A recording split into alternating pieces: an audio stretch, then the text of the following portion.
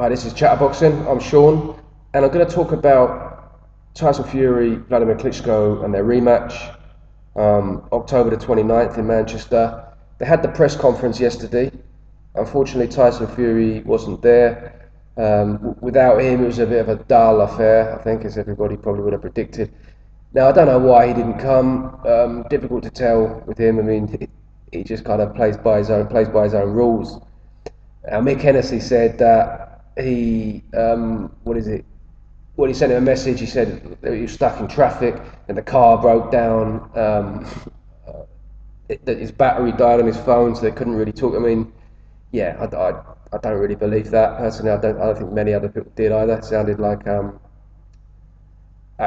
someone making a nonsense excuse for not turning up at work or something. Like something, I don't know. But anyway, he didn't turn up.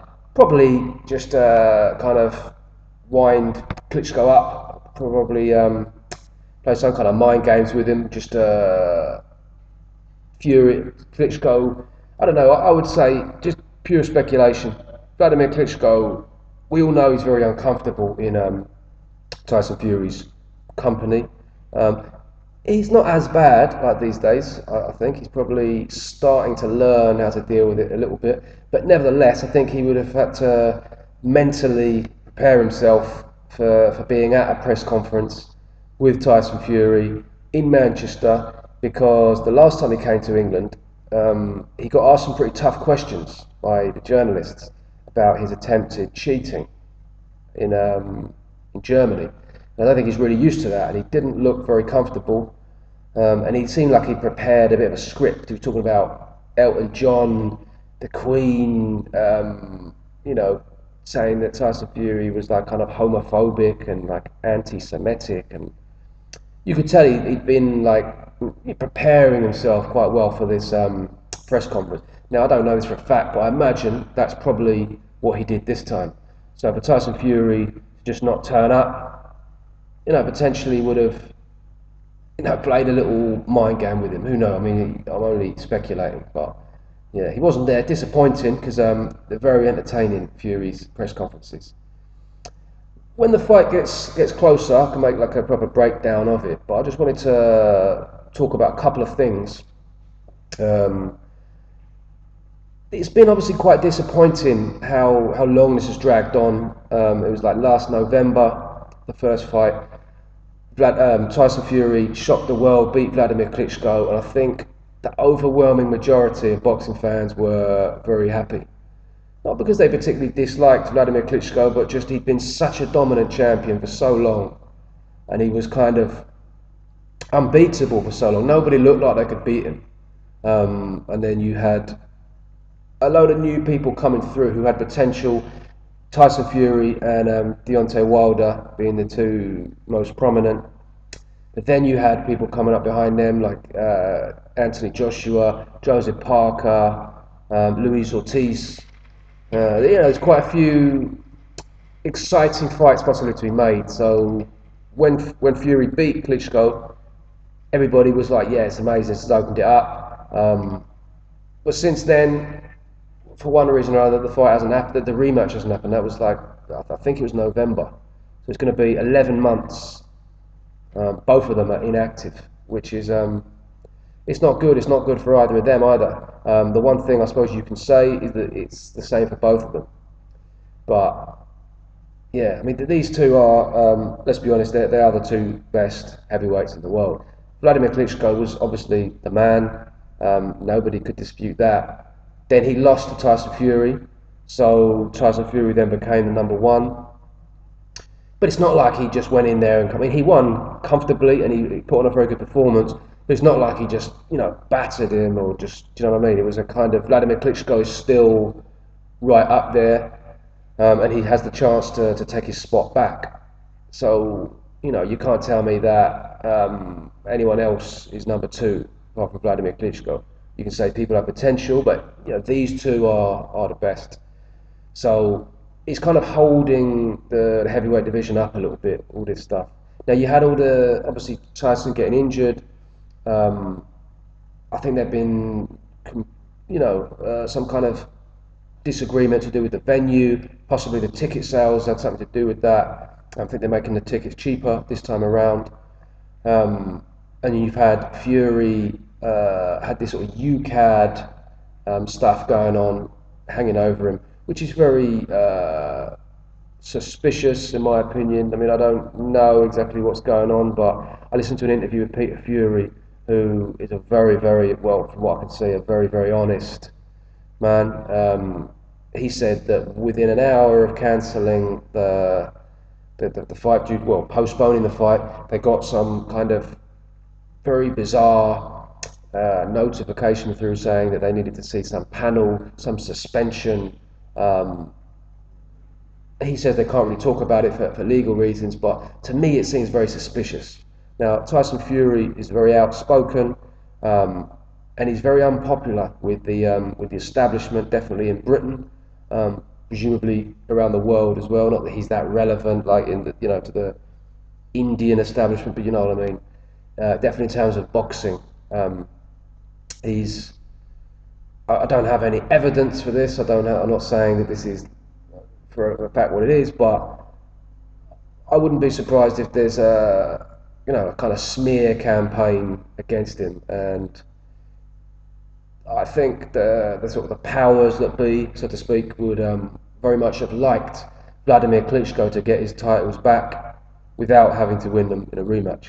Now, that's just my personal feeling. As I say, I don't have any evidence for that. I'm not saying that anyone should really take this as a serious theory, but that's what I think. What I would say though, with some degree of conviction, that I do not believe that Tyson Fury was taking performance-enhancing drugs. I would need to see a very convincing case and a lot of evidence to believe that. I don't believe that at all.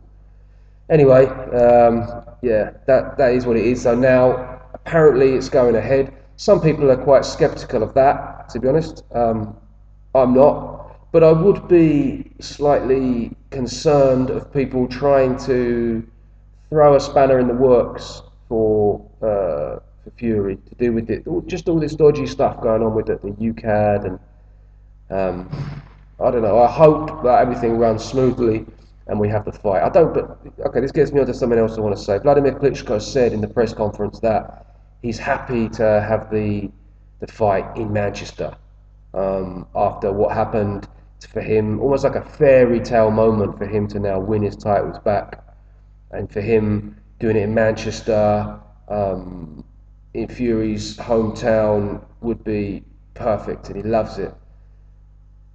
I don't personally believe that.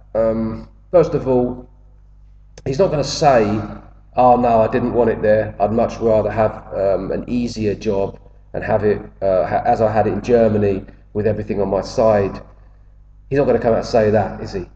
Secondly, if you look at what he does rather than what he says, there's nothing really in his behaviour that shows me that he's the kind of person who's happy to take on challenges and like this degree where he's now the challenger and he's going to someone else's country. He doesn't have everything in his favour. He's not controlling everything. He doesn't have power over like what kind of gloves people are going to wear. I don't believe that for a minute. I just think if you look at what's happened, listen to all the people who've talked, not just him, his brother as well. Listen to over the years, all the people who've complained about the contracts with them, the way they've been treated, rematch clauses, choosing what kind of gloves they wear, choosing their hotels for there's a lot of people are saying this. You've got just off the top of my head, I mean, like Bermain Stavern saying it, David Hay and Adam Booth. We know David Hay, he's not one to let the truth get in the way of a good story, so we say, but still, Adam Booth said it as well. He seems to me like an honest man. Lots of insinuations that behind the scenes, Vladimir Klitschko isn't quite the gentleman that he appears to be on camera. Now, I'm not saying he's a complete scumbag or anything like that, but it definitely seems to be that he likes to stack the deck in his favour behind the scenes. And you've got so many people different saying it. He's going to say, "Oh well, this," but I don't know. So I remember when I was, I think I don't know, when I was probably a teenager, like 13 or something. I got into some kind of falling out with a couple of friends. My brother was like involved, or my brother kind of gave an account of what happened, a couple of other people as well. And I was kind of adamant that I was in the right, and that these people, they were talking bollocks, and they were misrepresenting it, and it was quite a few people. And I remember I was sort of talking about it to my dad, and he goes to me, he said, "Well, yeah, I mean it's obvious what's going on here, isn't it?" I said, "What's that?" He goes, "Well, you're right and everyone else is wrong." And I kind of thought, well, yeah, okay, if you put it like that, maybe there is an element of truth in that. And I see the Vladimir Klitschko situation the same. Everyone else who has any dealing, Pulev, another one, there's all that stuff going on. Choosing the gloves, messing about with the drugs testing. Yeah, there's just so many things. Fury with the ring. What was that all about? Putting layers of foam under the ring to give himself an unfair advantage. So don't tell me that Vladimir Klitschko didn't take that fight seriously, and he wasn't really prepared. He took it seriously enough to feel the need to cheat. So to me that tells its own story. Um, so yeah, I don't believe he wants to come to the UK. So that's another concern in terms of, could there be people trying to complicate things? Could he potentially be quite up for not having to fight in Manchester, and somehow, I don't know. I mean, I'm just saying, for me, it's I just hope that nothing dodgy happens. Another thing I wanted to say as well, in terms of the promotion of the fight, I mean, this may well be the worst promoted fight in history.